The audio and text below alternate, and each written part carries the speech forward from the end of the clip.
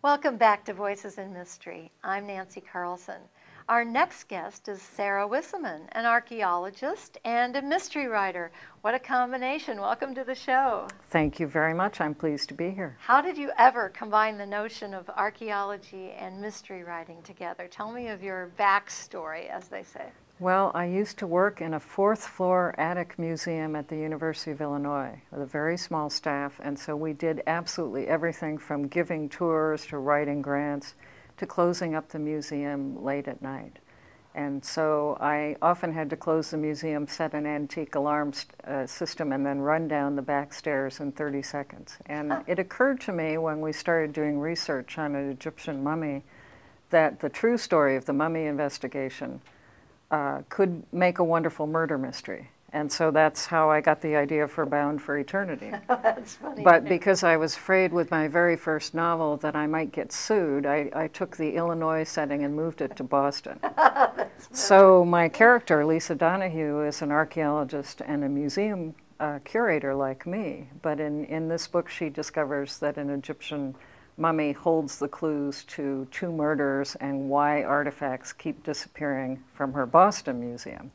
And I figured I could use Boston because I grew up in the Boston area. Were your Illinois friends eventually amused by the whole thing? Oh, very amused. Good. I mean, my children think that the book is about them, and of course the rest of my family thinks that as well. And they are in there in bits and pieces, but there are a lot of other characters and scenes that I've drawn from my work in museums and on excavations.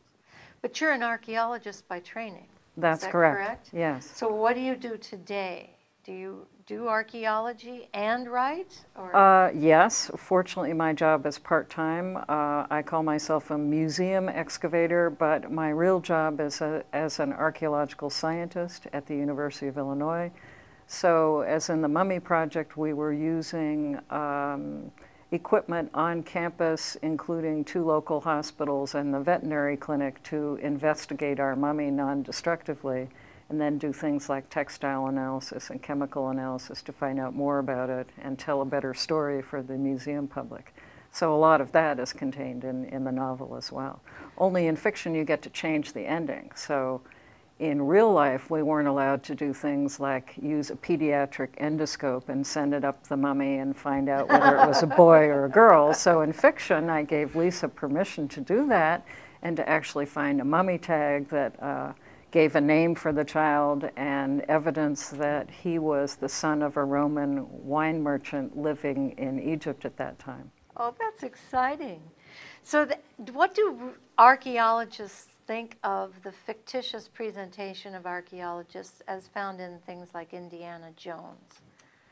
Indiana Jones is a wonderful postcard person to get people excited about archaeology, but it's not all cowboy hats and whips and running around being chased by headhunters the way it is in the movies. The real archaeology is a lot of hard work in the dirt, and especially getting back to the lab and analyzing the artifacts and writing up the reports, which takes most people 10 years or more because it involves so many different people.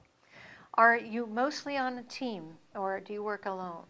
You're mostly on a team because nowadays you can't do archaeology without a team of specialists. So in a classical archaeology dig, where I first started, you have people who specialize in ancient languages, in art history, in the field excavation and surveying, pottery analysis, bone analysis, pollen analysis. So every conceivable type of information that you can pull out of the earth has to be analyzed by someone. I suspect computers have helped a great deal in archaeology. Now, at the time that you wrote Bound for Eternity, when was the Lisa Donahue? Was it modern day time, or was it in, say, the 70s or 80s?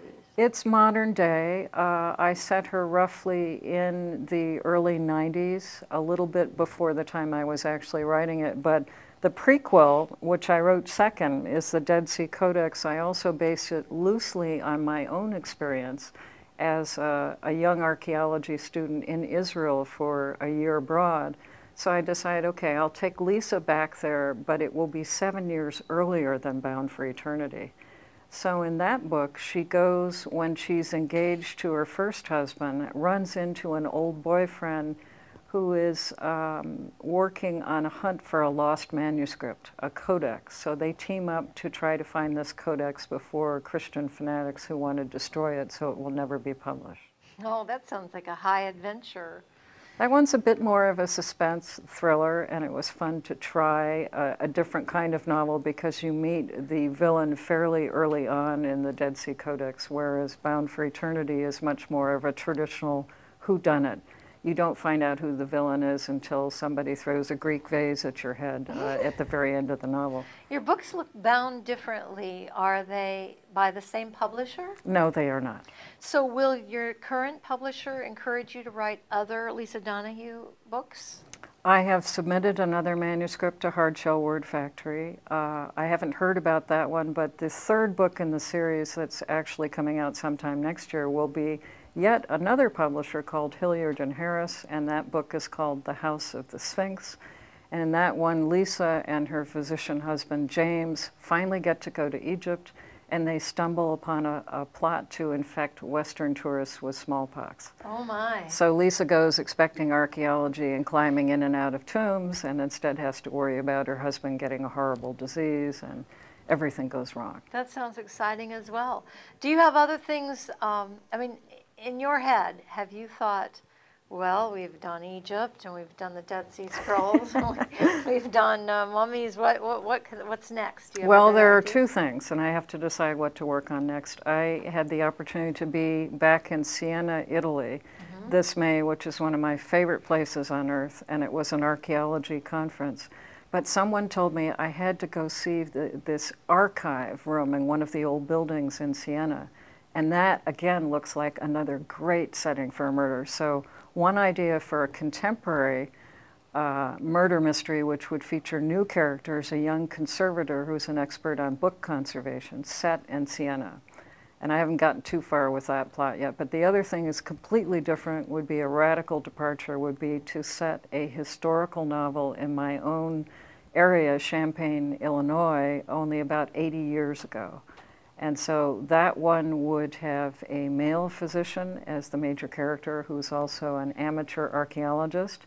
And sometimes his patients will not pay him cash, they'll pay him artifacts from their fields or illegal liquor, because I want to set this during the early 1920s when prohibition was a big deal. That sounds interesting too. I bet it's fun to travel with you because everywhere you go, oh, light bulb, that would make a good film, or I should put that in a book, or every idea is shelved away to use for something else. Well, I also steal from my family because my husband's a retired pathologist.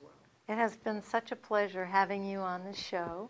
We've been talking to Sarah Wisseman, who has written archaeology mysteries, is what I'll call them, but they're popular fiction, Bound for Eternity, The Dead Sea Code, and let me have the title again of the one coming out. The House of the Sphinx. The House of the Sphinx. Pick that up on your bookshelf in 2009, and thanks for being on the show. I really appreciate it.